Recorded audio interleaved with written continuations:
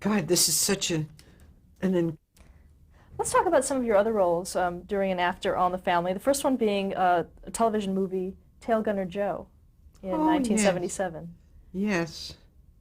That was all about that man, McCarthy? Joe McCarthy, wasn't it? Yeah. Mm-hmm. Yeah, I was pleased to be in that because it was part of that uncovering of all that evil stuff by that committee. I've forgotten about that. And then in 1979, you were in a CBS movie, Anne to Marry. That's right. That was the first film after I left the series that I did. Now, how did that come about for you? Is that something that you had planned to do? No. It was I was called by the producer and my agent called, and I read the script and I said, "This is great. I'd love to do this."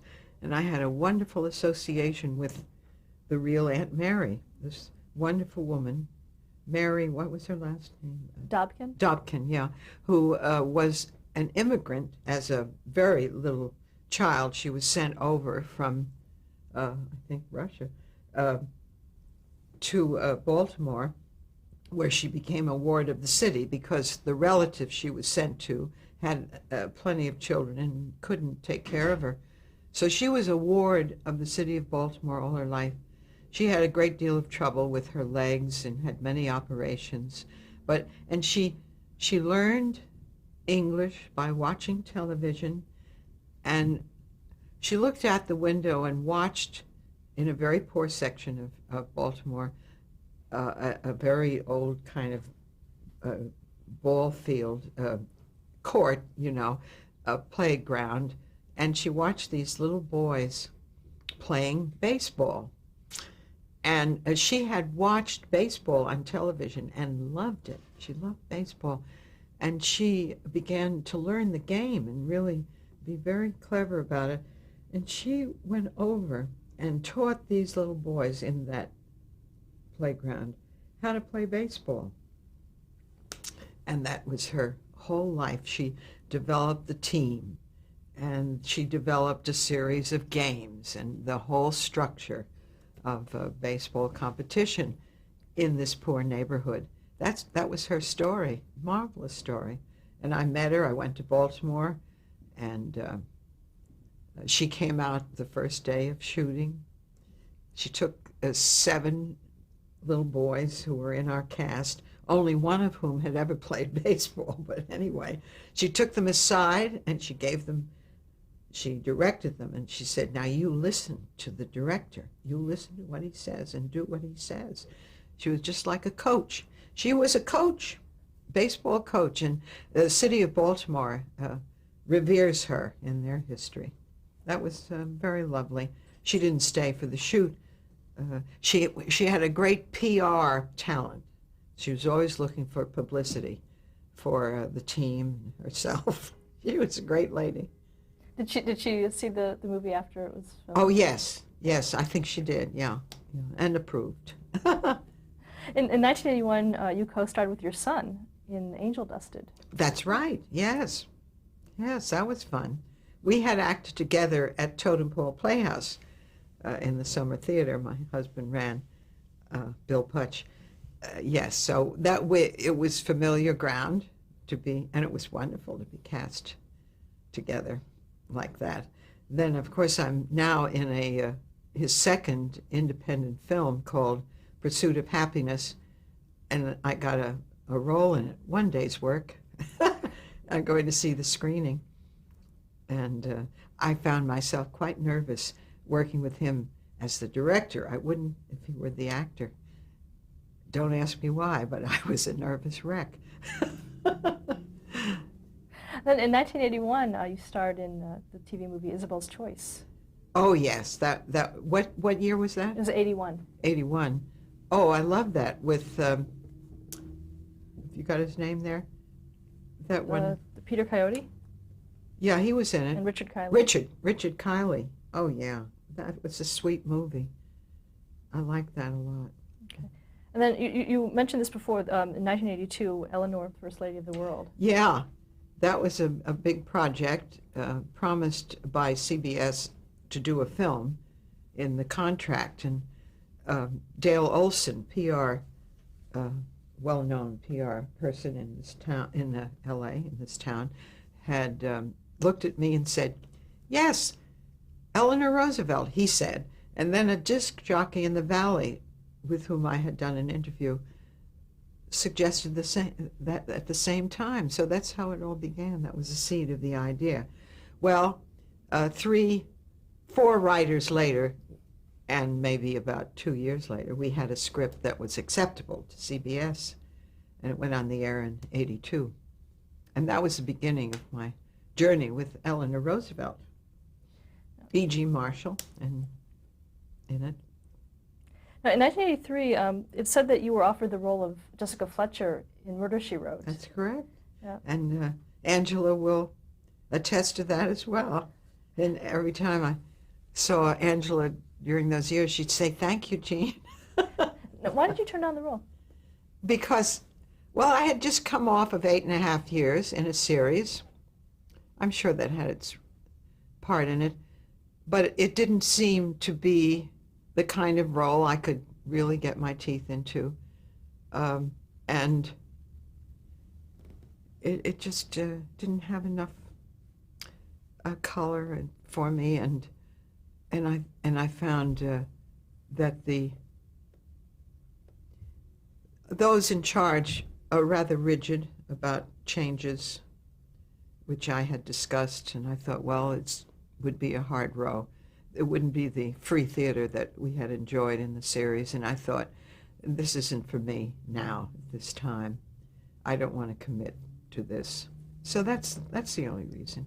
And it's quite right, because it's perfectly cast. And Angela was standing in the wings, wanting some TV exposure, which she didn't have. And she's a big star in New York and Broadway.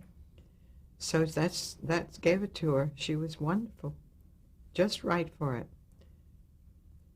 Now, you did return to series in 1990 in Baghdad Cafe. Oh, yes, with Whoopi. We liked that a lot, both of us. But it didn't go in the direction that the film on which it was based presented. It just wasn't going in the right direction in terms of the lives of these 2 women. I think that probably Whoopi would attest to that. And so we had our wonderful Paul Bogart, but we did about 4, and then we had maybe it was Thanksgiving week vacation, somewhere around there in the fall. And when we got back, of course, it had changed producers once, so we had 2 sets of producers. And when we got back, they had decided to cancel, and we were overjoyed because it was going to be a battle. Another series you did was in 1994, Mrs. Pigglewiggle for Showtime. Oh, yes, yes. You know, the producer of that. Shelley Duvall? Shelley, oh yes. She did such wonderful work in children's shows. I had been on a couple of other of her things, but this was a series, and we made it in New Zealand, probably because it was cheaper to do it there, and that was fun. I love doing that. Can you describe her character? She was a rather eccentric woman with a great sense of color and a great sense of fun, and she related to children. This is what I'm remembering about it now. And it was just a lot of fun. She was just alive and ready for the next challenge. It was a fun part. I did, it was a series, I guess, of 13. And I did mine in 10 weeks because I had to get back for another job from New Zealand. But I admire Shelley's work so much. And I think after the great earthquake, she kind of withdrew from production and went to Texas to live, and has been doing acting more or less now. Oh, you also appeared on a few other situation comedies in the 90s, one of them being Murphy Brown with Candice Bergen. That's right. Mm-hmm. Mm-hmm. Any recollections of? No, it was very pleasant. They, of course, had been on for long years, and I understood where they were. You know, I'd been on for long years, too, and things. You tread carefully when you're in that kind of a situation. They know so well what they're doing, and you just blend in and do your part. And then recently you were on Everybody Loves Raymond. Well, not recently. Yes. That was quite a while. Now, 2, 3 years, 4 years ago. Time flies. What are your current projects? My current project is the play Eleanor, Her Secret Journey.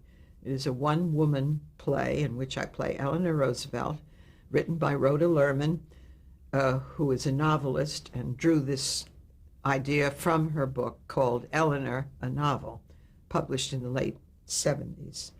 And the characters, except for one, are all true, whom Eleanor met in the years that began around 1914 and come up to 1945. That's the arc we play in the show.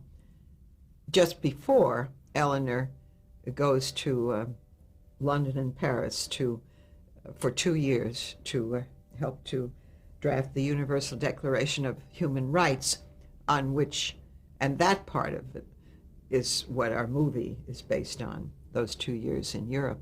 But this begins in 1945 when Mr. Truman asks her to be a delegate, and she refuses. She turns him down flatly, wanting to have her private life now for good.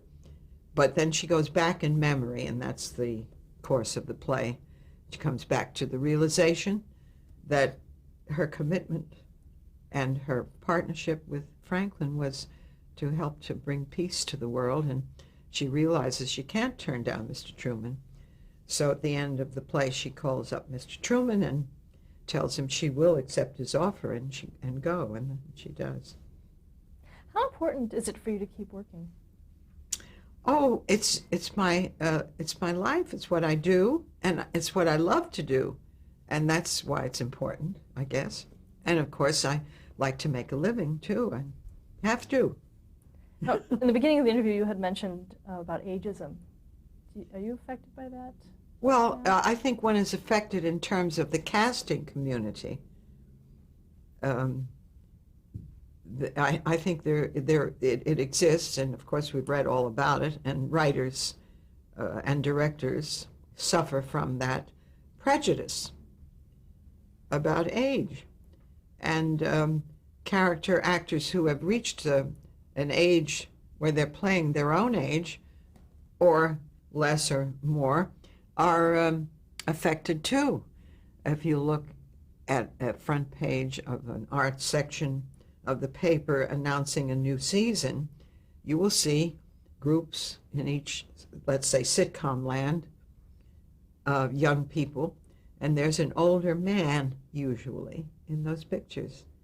So it goes into feminism as well. Of course, as far as age goes, it's there, and I think it's false because, of course, they stop at a certain age. Advertising does, that community, at a certain age, and then they don't think of all the shoppers beyond that age. I think it's a false base. People shop all the time, and it's just that in the culture there's such a false notion of decline. I mean, that becomes the big sign, and that's not true of a great majority of the elderly. They're very much alive and very vital and active and well, and that's not dramatized. It's the decline that is constantly put before the face. You don't see the health. which is all around us.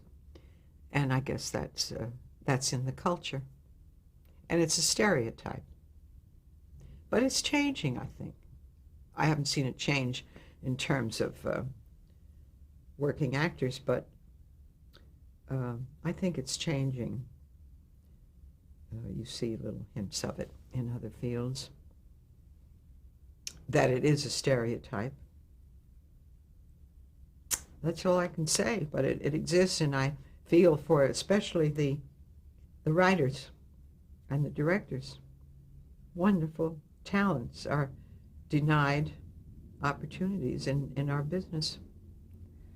What advice would you give to an actor just starting out? Well, I've been doing that in this tour and speaking at universities to drama students, that they really get their theatrical legs first and do it and work at it, because it's a great base for whatever they do in film and TV. And they are really limited if they don't have that theatrical experience, because it's deep, and it's the craft. You learn the craft in a theatrical institution, that which concentrates on theater and theatrical literature, and again the techniques of acting, and that's where you should begin and use as your base. That's what I tell them. And the second thing I tell them is to have another skill so that they can make a living. Don't expect to make it continually, or even at first, unless you get some glorious break. If you need to make a living, you must learn something else and do it. What kind of fan mail do you get? Oh, I get loads of it, full of praise and love, and it's very sweet, because they're watching reruns. It's mostly fan mail about the series, and I get it from a new generation of young people who weren't born when we went on the air, and it's just like they're seeing a new show, and they tell me they see it, sit down with their families and watch it, just like it was in the beginning. It's really marvelous, and they want my picture signed, and I send it to them. It takes a while. They have to be patient, so I get stacks of it. Do you think that All in the Family impacted or changed television? Well, it did. I think it did at the time, but it didn't. Certainly, it hasn't affected it now. I mean, it's taken another turn. Some people say you couldn't put our show on now, but it is on cable. It's so fresh and real and true and contemporary, even now. But I don't find that so. But then I'm not equipped to speak about current sitcoms because I don't watch them. I don't have time. I'd like to, before we conclude, I'd like to ask you, give you some names of people that you've worked with through your career, and maybe if you can give us a quick anecdote about them or a little description. Oh, dear. The first name is Mort Lockman. Oh, I love Mort. He was first a writer and then a producer of our show and a producer of Baghdad Cafe. He's a dear, wonderful guy who is a very gifted writer and wonderful to work with. Isabel Sanford? I love Isabel. A real talent. I'm watching her now in reruns on cable of The Jeffersons. Very wonderful performances by both of them. Very rich and very funny. That brings us to Sherman Hemsley. Sherman, I can speak of him in the same way. Really, they're just great shows. But they're based, there's a truth underneath everything. It's not written for gags. That's what's missing, I find, in some writing today for television. Gags, without a really sound reason for the jokes that come forth. But let's make a gag, and then you're so aware of it. Betty Garrett? Betty Garrett? Well, yeah, there's no one you're going to ask me about. I don't love working with. Very gifted lady. We were thrilled to have her on the show. And now she's doing great things. She's beating the ageism. What about Milt Josephsberg? Yeah, Milt is another jolly member of that troupe who is just great to work with. Don Nicole? Oh, I love Don. Of course, he was there from the beginning. An Englishman who had come to America. Very, very wise and talented in the theater, where he had worked a lot. But you see, he wrote with his partner a lot of those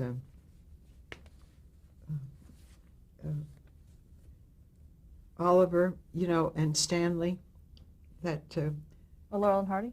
Laurel and Hardy. He wrote a lot of those. Boy, were they good. How funny and wonderful physical comedy.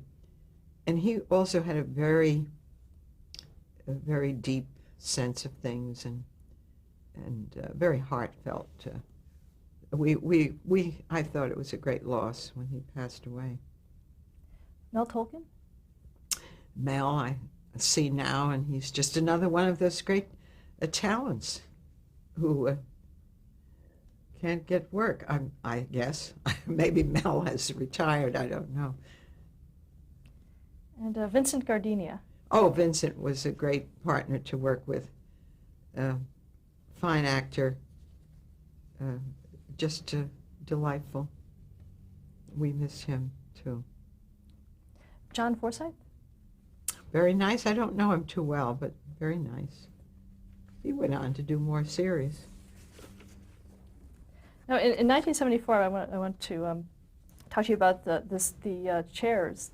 Oh, yes. Were in Smithsonian. Oh, that was a that? day to remember. Poor Carol wasn't feeling well. He couldn't go to Washington. But the Smithsonian Institution took our 2 chairs, and they're still there. You can see them in a glass case.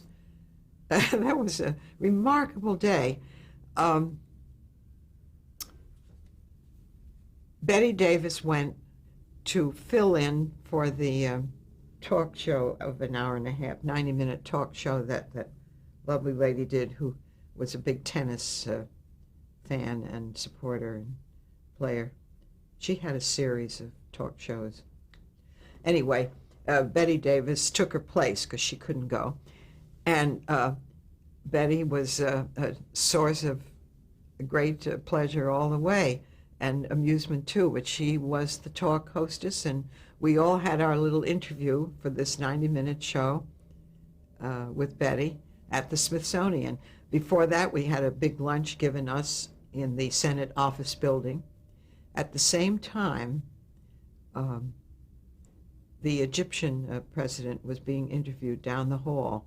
It was the early Tuesday after the weekend of the Camp David Accords. Sadat was down the hall being interviewed. So we're going to our room where our luncheon is, and there are all these lights down the hall, this great wide hall in the Senate office building. And what's going on down there?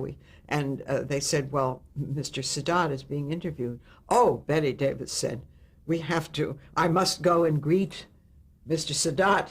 When I was doing Murder on the Nile, he greeted me so hospitably in Egypt. I must go and greet him. Well, there were 6 guards who formed a line across that hall to keep anybody from going near that television camera and the lights and everything. We saw Betty Davis walk down the hall. The guards parted like the Red Sea. And she went right straight through and spoke to Mr. Sadat. And then I have to tell you this story because it's charming. So she sat at a table at the lunch with my daughter, Pam, and Pam excused herself to go to the ladies' room. Oh, Pam, I'll go with you. So she went too. And so Pam's in a booth, and she heard all the water in the faucets in this room being turned on. And she wondered, what is going on? She came out, and Betty Davis was cleaning the sinks. And she said, Pam, we must keep our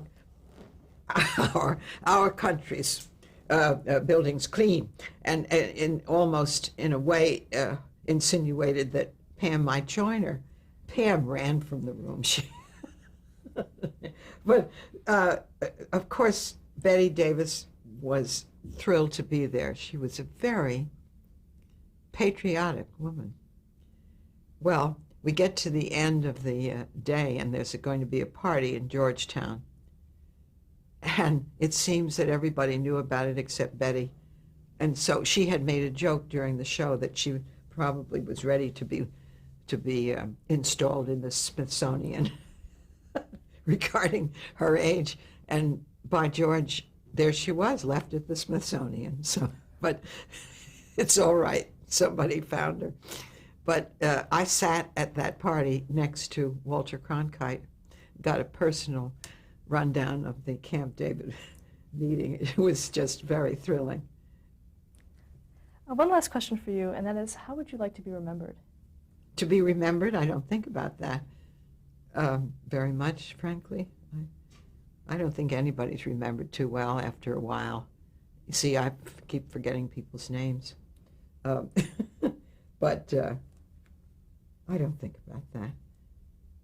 I really don't think it's one of my goals or projects to decide that.